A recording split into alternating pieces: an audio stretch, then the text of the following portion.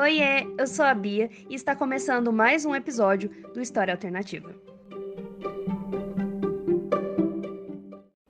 Oi, gente! Eu sou a Júlia e hoje o nosso podcast está de cara nova. Daqui pra frente, seremos eu e a Bia apresentando os episódios. Estou muito feliz de poder fazer parte desse projeto e eu tenho certeza que vocês vão gostar muito de todas as novidades que estamos preparando. Por isso, não deixem de curtir a nossa página do Facebook e também de nos seguir no Instagram, para ficarem por dentro de tudo.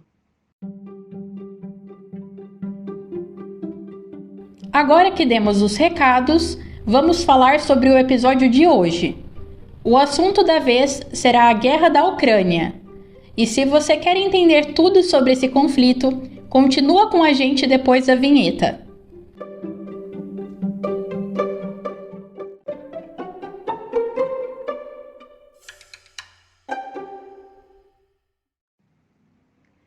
Antes de voltarmos nosso olhar para a situação atual da Rússia e da Ucrânia, precisamos pensar o conceito de guerra. Guerra é todo conflito armado entre povos ou etnias diferentes, que buscam impor algo pela força e pela violência, com o objetivo de proteger seus próprios interesses. A guerra desempenha um papel fundamental na história da humanidade. É através dela que a sociedade atual pôde se consolidar, uma vez que a história da humanidade e a história das guerras estão associadas, através de ascensão e queda de impérios, reinos e civilizações.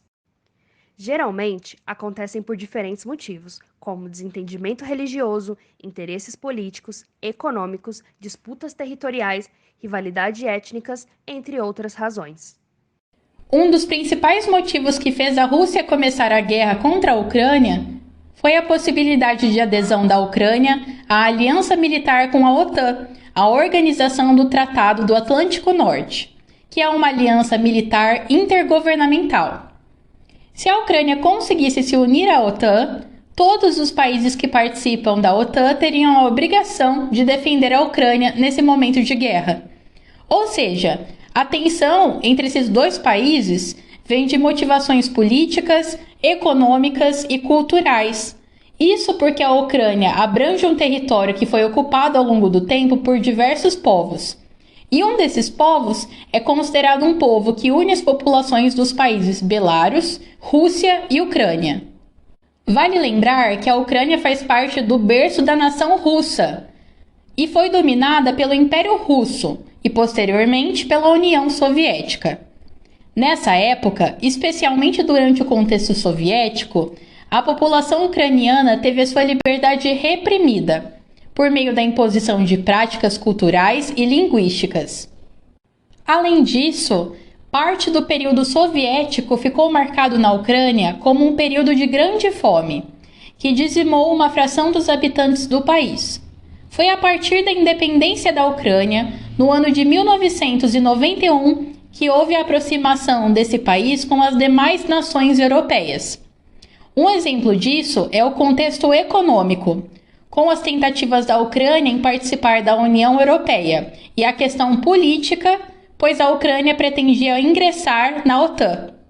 Esses pontos são vistos com desconfiança pela Rússia, que teme a influência ocidental naquela nação.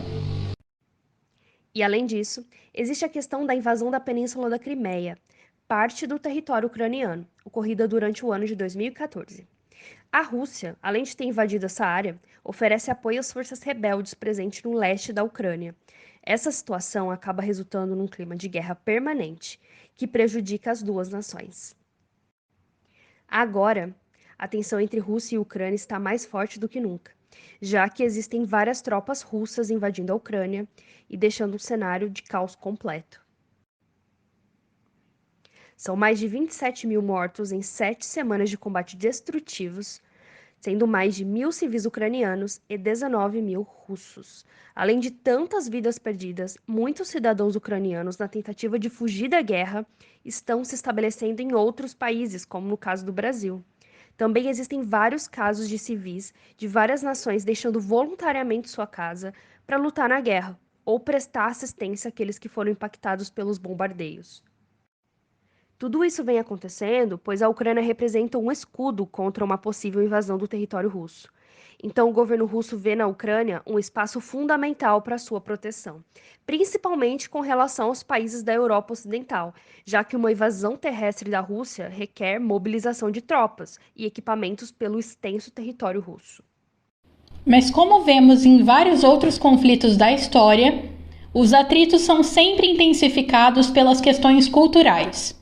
Nesse caso, a Ucrânia é vista por muitos russos como o berço da civilização russa, já que tem questões que os unem, como o idioma, a religião e a cultura. Dessa forma, o desejo de muitos russos é, através do domínio da Ucrânia, consolidar uma grande nação russa, algo que é descartado pelo povo ucraniano.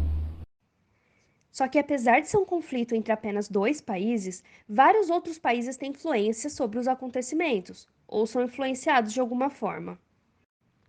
Os Estados Unidos, por exemplo, têm um papel muito determinante no contexto da guerra russo-ucraniana, pois são a maior potência econômica e militar do mundo, portanto, muito influentes, e são vistos como opositores da política externa russa. Lembra da Guerra Fria? Então, levando em consideração toda essa influência, a Ucrânia tem buscado apoio dos Estados Unidos e seus aliados com o intuito de fortalecer suas posições militares e políticas em um possível conflito contra os russos. Esse apoio é percebido, por exemplo, por meio da disponibilização estadunidense de armas e treinamentos para o exército ucraniano. Como falamos, quem não influencia os conflitos é influenciado de algum modo.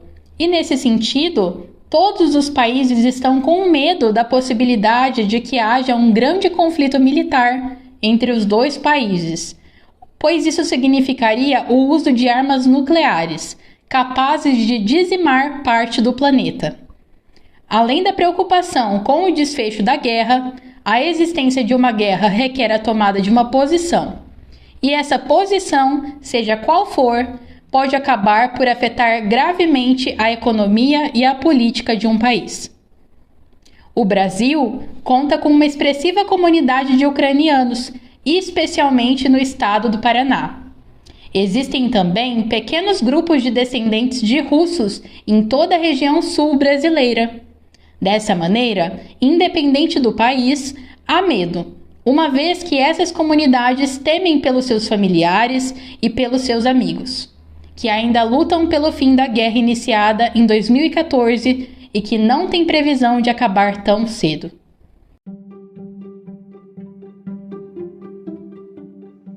Obrigada por ter ficado até aqui. Esperamos que tenha gostado e te esperamos no próximo episódio. Bons estudos!